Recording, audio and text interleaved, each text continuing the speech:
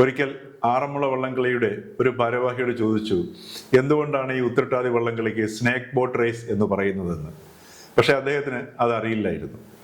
എന്തുകൊണ്ടാണ് അങ്ങനെ പറയുന്നതെന്ന് പറഞ്ഞു തരുന്നതാണ് ശ്രീനാരായണ ഗുരുവിൻ്റെ ദൈവദശകത്തിലെ ആദ്യ ശ്ലോകത്തിലെ 3ഉം 4ഉം വരികളിലുള്ള നാവികൻ, അതേപോലെ ആവിവൻ, തോണി എന്നീ പ്രയോഗങ്ങൾ.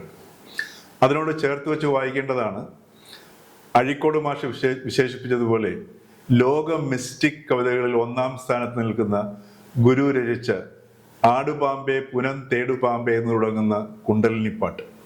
ആറന്മുള വള്ളംകളിയുടെ ആ ഭാരവാഹിക്ക് സ്നേക്ക് ബോട്ട് റേസിനെ കുറിച്ചിട്ടുള്ള അറിവ് പോലെയാണ് ശിവഗിരി മഠാധിപതി സച്ചിദാനന്ദ സ്വാമിക്ക് ശ്രീനാരായണ ഗുരുവിനെ പോലുള്ളതെന്ന് തോന്നുന്നു. കാരണം അതാണ് ഇന്നത്തെ മാതൃഭൂമിയിൽ സച്ചിദാനന്ദ സ്വാമി ഗുരുവിനെ കുറിച്ച് എഴുതിയിട്ടുള്ള ലേഖനം സൂചിപ്പിക്കുന്നത്.